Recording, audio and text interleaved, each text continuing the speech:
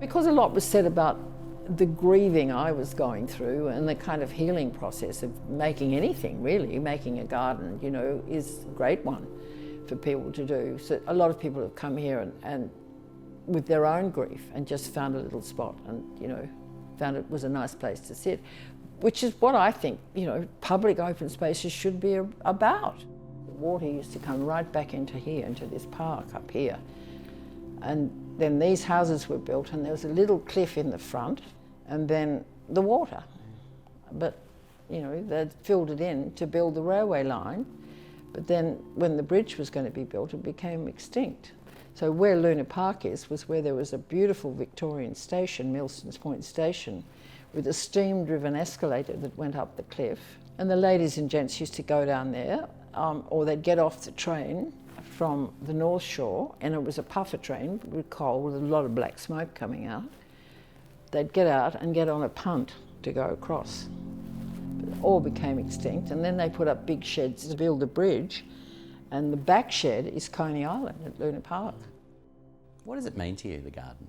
It's been about 23 years now, and I started it after Brett had died, and before Archie actually got ill and died.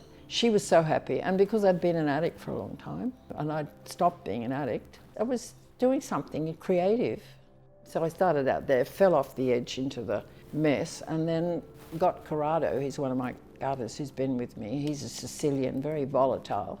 He's got the earth, you know, in his fingers. They were working on the old railway house. Anybody over there want a job in a garden? He said, yeah, I might think about it. The three of us just literally hacked away the weeds, poured up tons of rubbish, and as we went, we had to kind of pin it up. So it's never had a plan. So what, you just started one day and it continued? Yeah, I started out the front, and then we just kept going as far as we could go.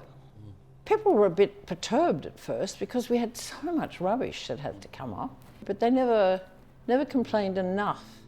And when people see you pottering around there, what do they say? Now they say, can we have a photograph? I bought anything that I thought looked beautiful, and I knew that it wasn't going to get much flowers down there because it's not a flowering garden, it's got too many big trees overshadowing it. So it's all kind of rainforesty stuff, and it relies on the shape of the leaves and the different colours of the leaves to work. It was very visual for me. I didn't know anything, and I still don't remember the names of things. I just know what they look like. It's got that feel of it being somebody's kind of crazy garden that they've done themselves. But there's been a hell of a lot of engineering and things going on there, which we've had to evolve ourselves, making the paths. None of that was there. There's a steep incline, which is basically just landfill. The landfill was mostly sandstone rubble, which as it came to the surface as we were going across, we could build up into dry stone walls and things with the rubble. And it's a microclimate down there, basically tree ferns and things, because they're protected from the terrible winds that come in because of the wall on the other side. When you look out and you see people enjoying it? Oh, I love it, but I think pretty much now I take it for granted. Occasionally I look out and think, Christ, it's so crowded. You know, with COVID, it was a place people could bring their kids, and kids love it because they can run around like I used to do. There's a lot of these kids now don't do that, can't do it. They don't have a big garden. So for them it's fantastic, and we've got little things like fairy houses and things in there that they can find. When did you realise that it was moving from something that was a personal thing for you, that it became something that meant a lot to other people? Oh, almost immediately. It's about sharing with other people.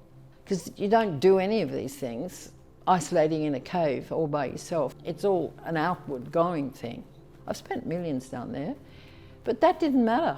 The reason I did it was so that everyone could share in it, because I never owned it, so I always knew it was going to have to be public. It's now got a heritage listing. The house has been heritage listed, and the view across it, all the way across the bay, has been heritage listed.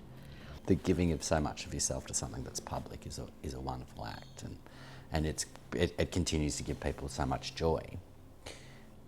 That act of giving, what you've gained from it? Oh God, I don't know. It's just part of what I do.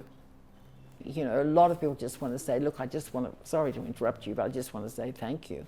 I echo what those people say. It's a wonderful gift. It's a selfless. Yeah, well, you'll know when you walk through it, I think.